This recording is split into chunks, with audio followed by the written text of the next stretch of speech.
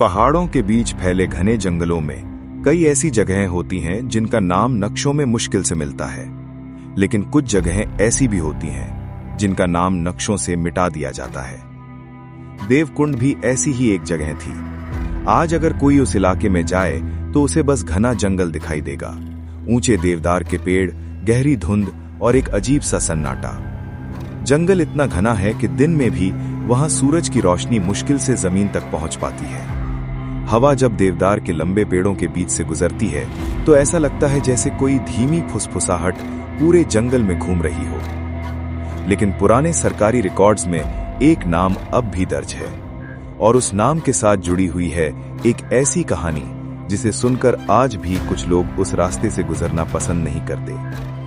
कई truck driver बताते हैं कि देर रात उस जंगल से गुजरते समय उन्हें सड़क के किनारे अजीब परछाइयां दिखाई देती हैं। कुछ लोग कहते हैं कि उन्होंने धुंध के बीच किसी गांव की झलक देखी, लेकिन जब वे पास पहुंचे तो वहां सिर्फ घना जंगल था। कुछ लोग इसे अंधविश्वास मानते हैं, लेकिन जो लोग उस इलाके के आसपास रहते हैं वे आज भी देवकुंड का नाम सुनकर चुप हो जाते हैं। राहुल एक सर्वे इंजीनियर था। उसकी कंपनी पहाड़ों के उस इलाके में एक बड़ी फैक्ट्री लगाने की योजना बना रही थी। फैक्ट्री बनाने से पहले जमीन का सर्वे करना जरूरी था, और यही काम राहुल को दिया गया। राहुल अपने काम में काफी अनुभवी था। उसने पहले भी कई दूर दराज के इलाकों में सर्वे किया था, इसलिए जब उसे देवकुंड का असाइनमेंट मिला तो उसने इसे एक सामान्य काम की तरह ही लिया। कागजों में ये बस एक और प्रोजेक्ट था, लेकिन जब उसने उस इलाके का नाम पढ़ा, देवकुंड, तो उसके ऑफिस में बैठे एक सहकर्मी ने हल्की मुस्कान के साथ कहा, भाई अगर रात होने से पहले वापस आ गया तो बताना कैसा लगा। राहुल हंस पड़ा। इतना डरावना क्या है वहां? सहकर्मी ने कंधे उचकाते हुए कहा, लोग कहते हैं वहां रात को जंगल से आवाजें आती हैं। कभी कभी तो ऐसा लगता है जैसे कई लोग एक साथ चिल्ला रहे हों। राहुल ने इन बातों को मजाक समझकर नजरअंदाज कर दिया।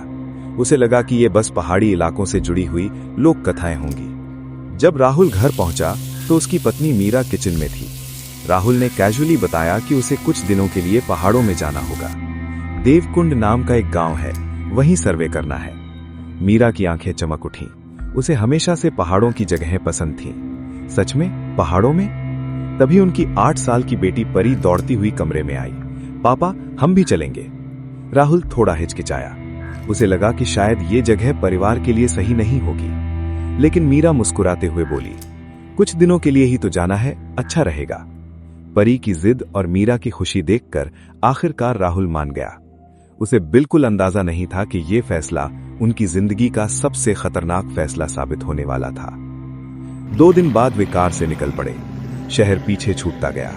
हाईवे खत्म हुआ और सड़कें धीरे धीरे पतली होती चली गईं। पहाड़ों की घुमावदार सड़कें शुरू हो गईं। आसपास घना जंगल था। जैसे जैसे वे आगे बढ़ते गए, मोबाइल नेटवर्क गायब हो गया। रेडियो भी सिर्फ शोर करने लगा। परी खिड़की से बाहर देखते हुए खुश हो रही थी। पापा देखो, कितने बड़े पेड़। मीरा भी बाहर देखते हुए बोली, ये जगह तो सच में बहुत खूबसूरत है। लेकिन राहुल को धीरे धीरे एक अजीब सा एहसास होने लगा। सड़क पर कई किलोमीटर तक उन्हें कोई गाड़ी नहीं मिली, ना कोई इंसान, ना कोई गांव, बस जंगल और धुंध। सूरज धीरे धीरे पहाड़ों के पीछे छिपने लगा, और तभी धुंध के बीच सड़क किनारे एक टूटा हुआ लकड़ी का बोर्ड दिखाई दिया। उस पर धुंधले अक्षरों में लिखा था, देवकुंड 2 किलोमीटर। जब वे गांव पहुंचे तब सूरज लगभग डूब चुका था। गांव छोटा था, कुछ पुराने लकड़ी के घर, टूटी सड़कें और चारों तरफ घना जंगल। लेकिन सबसे अजीब चीज थी सन्नाटा। गांव में लोग थे, लेकिन कोई बात नहीं कर रहा था। वे बस खड़े होकर राहुल की कार को घूर रहे थे। उनकी आंखें अजीब लग रही थीं, बहुत गहरी, जैसे वे कई रातों से सोए ना हों। उनकी त्वचा पीली थी, आंखों के नीचे गहरे काले घेरे थे। परी धीरे से बोली, मम्मी, ये लोग ऐसे क्यों देख रहे हैं? मीरा ने धीरे से उसका हाथ पकड़ लिया। उसी समय भीड़ में से एक बहुत बूढ़ा आदमी आगे आया। उसकी त्वचा झुर्रियों से भरी थी, लेकिन उसकी आंखें बेहद तेज थीं। उसने राहुल को घूरते हुए कहा, अगर यहां रात बितानी है तो सूरज डूबने से पहले घर के अंदर चले जाना।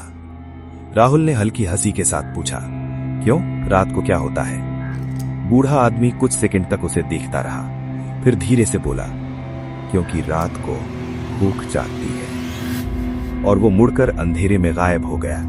गांव के एक खाली घर में उन्हें रहने की जगह मिल गई। घर पुराना था लेकिन रहने लायक था। रात होते होते ठंडी हवा चलने लगी। गांव में बिल्कुल सन्नाटा था। न कुत्तों की आवाज, न किसी इंसान की बातचीत, बस हवा में हिलते पेड़ों की सरसराहट। परी धीरे धीरे डरने लगी। पापा, मुझे यहाँ अच्छा नहीं लग रहा। राहुल ने उसे दिलासा दिया, कुछ नहीं है, बस नया गांव है। लेकिन तभी घर की लाइट अचानक झपकने लगी। On off. टीवी अपने आप चालू हो गया। स्क्रीन पर सिर्फ सफेद शोर था। मीरा घबरा गई। राहुल, तुमने टीवी चालू किया? राहुल ने सिर हिलाया। नहीं। उसी समय किचन से बर्तनों के गिरने की जोरदार आवाज आई, जैसे किसी ने उन्हें धक्का दिया हो।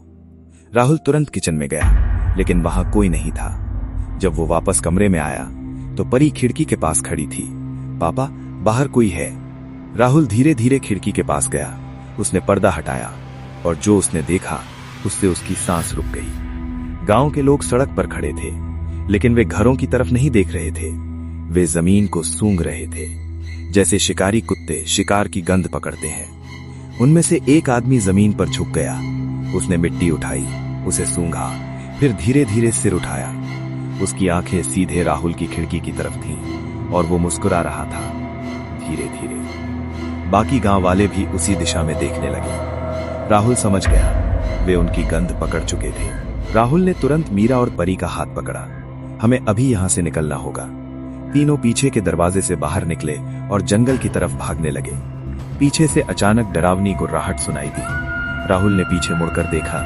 गांव वाले उनकी तरफ दौड़ रहे थे, लेकिन उनकी दौड़ इंसानों जैसी नहीं थी।